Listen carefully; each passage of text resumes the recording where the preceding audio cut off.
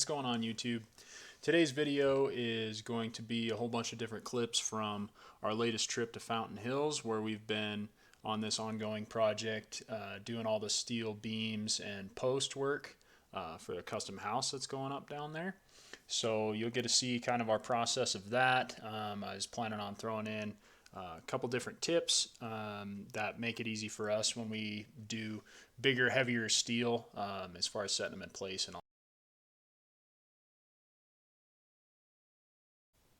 So what you see here is Kale and Josh getting this first beam rigged up.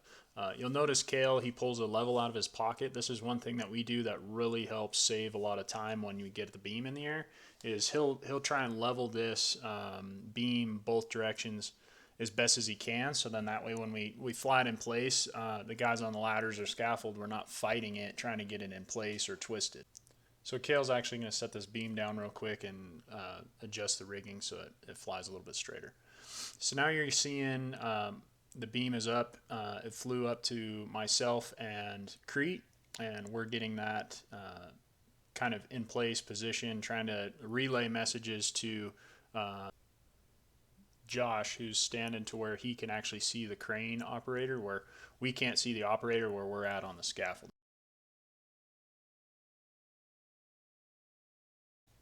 From that point, when Crete and I get it adjusted and slid around where it needs to be, you'll see me put a tack on the one side, and then that allows the beam to stop kind of floating around in the air, and then Crete does the same thing out of camera. So here's a time lapse of another beam set. This beam's kind of on the opposite end of the house from where we just were.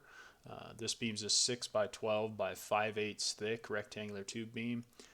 And it's got all thread on 3 or 4 sides, I believe, which we did at the shop. Makes it a little bit easier. So we're with this beam, we kind of had to fight it a little bit. You'll see us grab that bar twister that we built just to try and twist that beam a little bit better into place, and then make sure it's level, and then we'll get it all tacked up and start welding it together.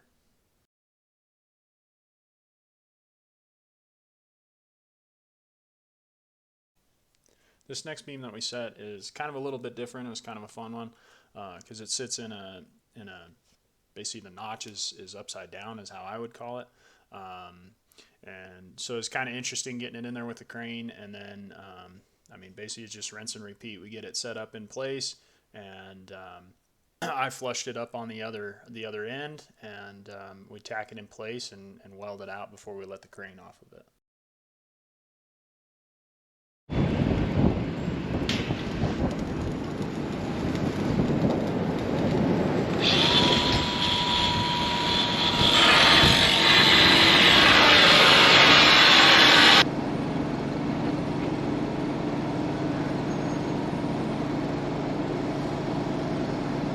Good enough.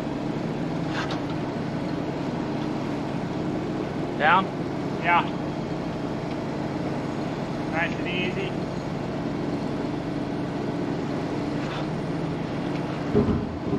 Well, we didn't probably think to grab a hammer, did we? Go up? There's one up there, over there. Yeah, we need to go either way. Oh, that's not.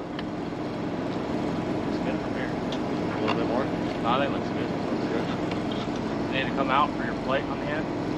No, I measured it like this. So. Okay.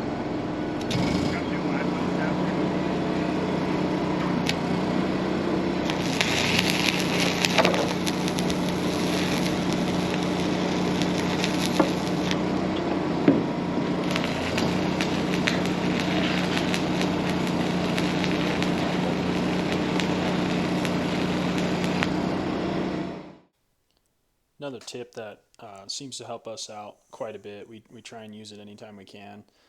You won't see it, but off camera we actually have where this beam is sitting, it's teeing into a post, so it's not resting on top of one, it's just going into the side. So with that, like, what we do is take a clamp and a piece of angle iron and clamp it at the height so that there's kind of like a rest almost for that beam to come down and stop to. Because otherwise on a lot of these sets, like, the beams are just kind of floating, and you know the crane holds it pretty stable, but when you're trying to weld it and it's moving even an 1/8 inch up or down, makes it very, very hard to flush up. So you'll see us use clamps top and bottom, like on a T connection, or like in this case on a post. It just helps get our height correct. It makes it, if you level that angle iron, it'll help level out the beam, and it just really seems to help us out. So that's about it for this video. As always, if you guys can leave comments on what you want to see. I am working hard on trying to keep getting footage. We've been getting hammered with snow, so I do have some snowplow footage. Hopefully I can put a snowplow video together here soon. But anyway, I'll try and keep putting some cool content out and getting some cool footage. So let me know what you guys want to see, what you think of this footage. If you have any questions, please feel free to comment, and I'll do my best to answer.